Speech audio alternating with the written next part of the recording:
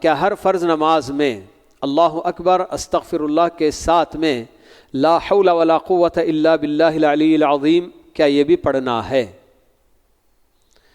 دیکھیں، نماز کے بعد کے جو اذکار ہیں اس میں تھوڑا سا لا حول ولا قوت الا باللہ یہ آتا تو ہے، لیکن پوری بات جو نا نہیں آتی ہے. جیسے اللہ اکبر استغفر اللہ استغفر اللہ استغفر اللہ، لا الہ الا اللہ وحدہ لا شریک لہ لہ الملک ولہ الحمد وہو علی کل شیء قدیر، لا الہ الا اللہ ولا حول ولا قوت الا باللہ ولا نعبد الا ایاہ لہ النعمت ولہ الفضل ولہ الثناء الحسن. اس طرح کی جو بات آتی ہے، جو اذکار آپ نے سکھائے ہیں اس کے اندر یہ چیز بھی پائی جاتی ہے. تو آپ اللہ اکبر استغفر اللہ کے بعد الگ سے لا حول ولا قوت الا باللہ العلی العظیم یہ جو نا الگ سے پڑھنا تو مذکور نہیں ہے. ویسے اپنی جگہ پر لا حول ولا قوت الا باللہ العلی العظیم ایک جو نا کیا ہے ذکر ہے، اور باقاعدہ اس کی بھی فضیلتیں ہیں.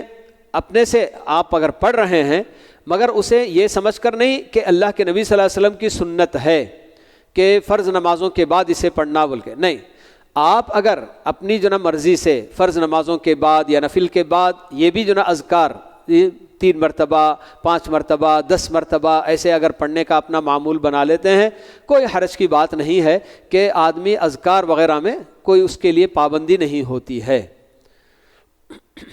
مگر یہ سوچ کر نہیں پڑھنا کہ یہ اللہ کے نبی صلی اللہ علیہ وسلم کی سنت ہے، آپ نے بتایا اس طرح سے پڑھنا بول کے نہیں.